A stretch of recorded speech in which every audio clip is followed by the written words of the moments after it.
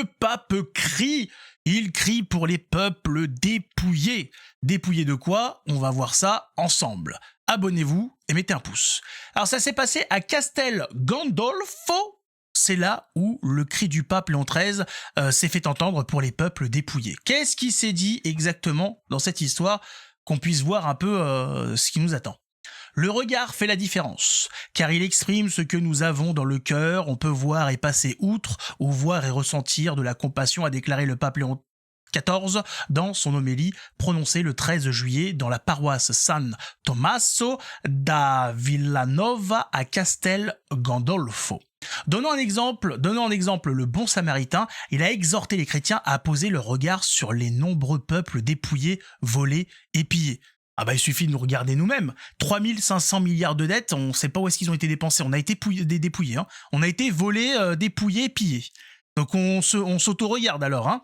Dénonçant les méfaits de systèmes politiques oppressifs, ah bah oui, c'est le nôtre, oui, d'une économie qui contraint à la pauvreté et à la guerre, hein. D'une économie qui contraint à la pauvreté et de la guerre, et à la guerre, on va dire, hein, c'est un peu plus ça. Bah c'est la nôtre. Ouais, c'est en France alors que ça se passe. Le pape parle-t-il de la France? Dans la petite église San Tommaso da Villanova, à Castel Gandolfo, pleine de fidèles et de représentants officiels locaux, le Léon XIV a commenté l'évangile dimanche 13 juillet dans lequel le Christ fait le récit de la parabole du bon samaritain. L'une des plus belles histoires racontées par Jésus et ses disciples. Contrairement à deux religieux qui passent leur chemin, le samaritain, un étranger, qui vient en aide à une personne qui se trouve blessée au bord d'un chemin.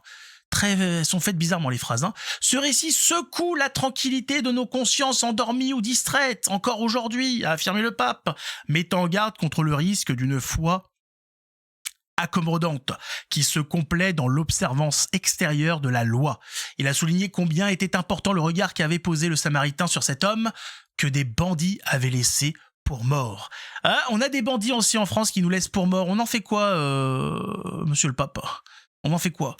Le regard fait la différence, car il exprime ce que nous avons dans le cœur, a exprimé Léon XIV. On peut voir et passer outre, ou voir et ressentir à la compassion, a-t-il poursuivi, critiquant une vision hâtive qui ne prend pas le temps de se laisser toucher. Jésus est le bon samaritain qui est venu à notre rencontre, a poursuivi le pape, citant saint Augustin, le pape François et le pape Benoît XVI. Les chrétiens sont les invités à sont dès lors invités à l'imiter et devenir des signes de son amour. Oui, enfin de son amour, de sa justice, etc. Hein, je suis le chemin, la vie, la vérité.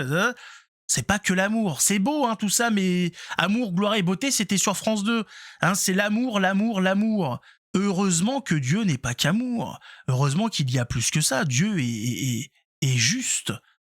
Dieu c'est la justice. Et hein, si c'est que l'amour, ça va pas très loin. Hein.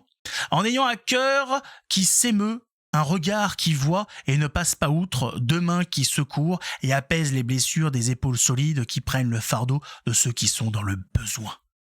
Tout à fait, mais on est nombreux à être dans le besoin.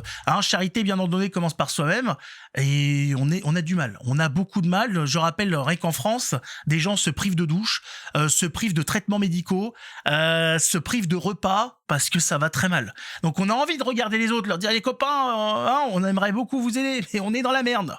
Hein. Donc c'est ça. Peut-être qu'il parle de nous, le pape. Hein. Faudrait venir nous aider. Hein, ou juste nous laisser tranquilles.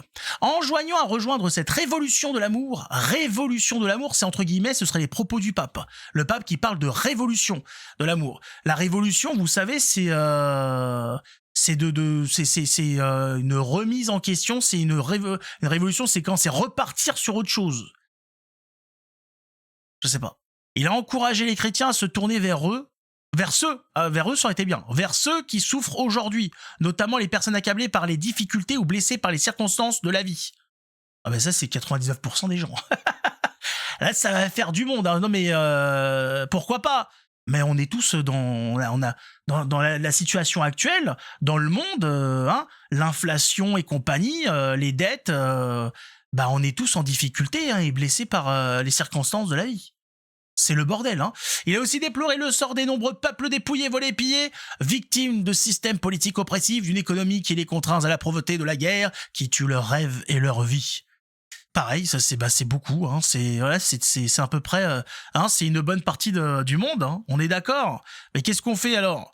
En conclusion, on est déjà à la conclusion. Ah oui. Léon XIV a exhorté à arrêter nos courses effrénées afin de pouvoir se laisser ébranler par le prochain, quel qu'il soit.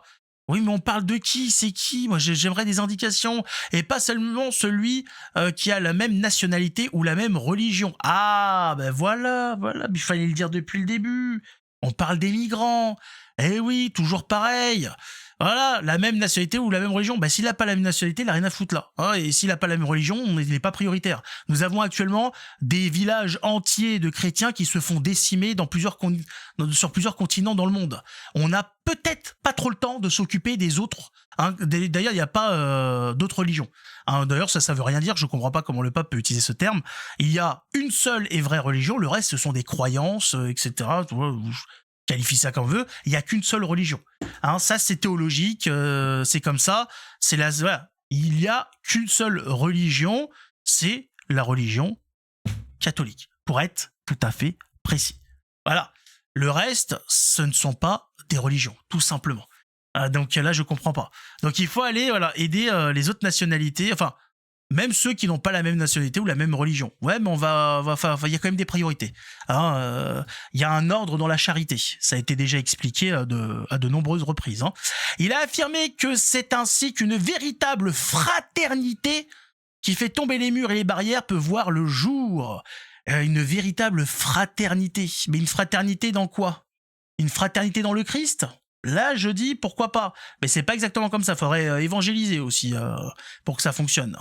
Hein? Non, parce que la fraternité toute seule, c'est les francs-maçons qui arrêtent pas d'en parler. Hein, cette fraternité universelle entre les hommes. Oh, donc là, il manque des mots pour clarifier la chose. Hein, afin que finalement l'amour se fraye un chemin. Ah, il n'aurait pas fallu dire plutôt que finalement le Christ se fraye un chemin? Que notre Seigneur se fraye un chemin? C'est l'amour de quoi? Il y en a, c'est l'amour, c'est large, hein, c'est très très large. On peut aimer énormément de choses. Il y en a qui sont fanatiques de leurs idoles, de leurs stars de musique, etc. L'amour se fraye un chemin, mais l'amour, si c'est pas l'amour du Christ, c'est l'amour de quoi? L'amour du péché, hein, l'amour du vide, l'amour de quoi? De l'eau qui ne rassasie pas? Je ne comprends pas les termes. Alors, la paroisse San Tommaso da Villanova à Castel Gandolfo, les gars, ils passent la demi-journée juste pour expliquer où est-ce qu'ils habitent. Hein. Bonne chance les habitants de là-bas. Hein. Se trouve à quelques mètres du palais apostolique, dans une église collégiale construite au XVIIe siècle par le Bernin. Elle porte le nom de saint Thomas de Villeneuve, religieux augustin espagnol du XVIe siècle, archevêque de Valence, qui est le saint patron de Villanova University, l'université de Pennsylvanie tenue par l'ordre de Saint-Augustin que Robert Francis Prévost a fréquenté dans les années 70. De la même façon que les deux paroisses pontificales de la basilique Saint-Pierre et de l'église Sainte-Anne au Vatican, qui sont compétentes pour la pastorale de la Cité du Vatican, la paroisse pontificale de Saint-Thomas est compétente pour la pastorale à l'intérieur des villas pontificales de Castel Gandolfo. J'ai pas compris ce qu'ils veulent expliquer là. Hein. Se trouvant dans une zone extraterritoriale, elle dépend du vicariat, d'accord, il parle général de la Cité du Vatican, dont le vicaire actuel est le cardinal Muro Gambetti, par ailleurs archiprêtre de la basilique Saint-Pierre.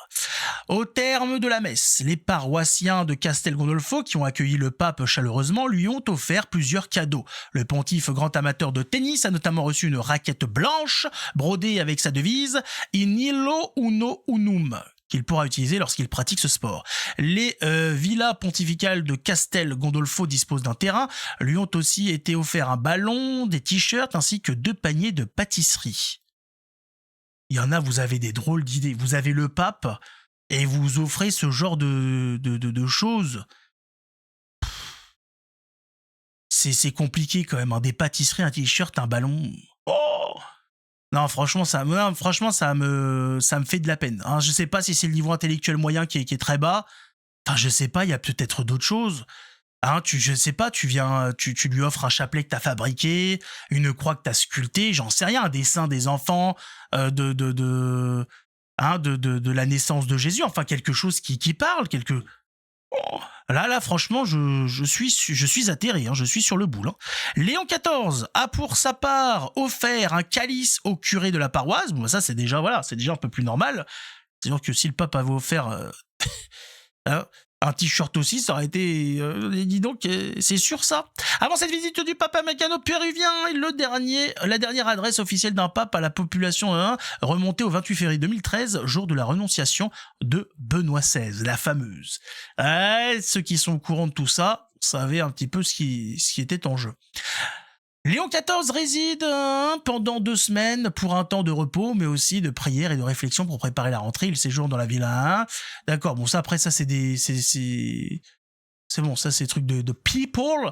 Ouais, bon bah je trouve que ça manque un petit peu de Jésus dans tout ça. Hein. D'ailleurs, j'ai pas vu voilà, dans les propos qui ont été choisis en tout cas, j'ai pas entendu Jésus ou que ce soit.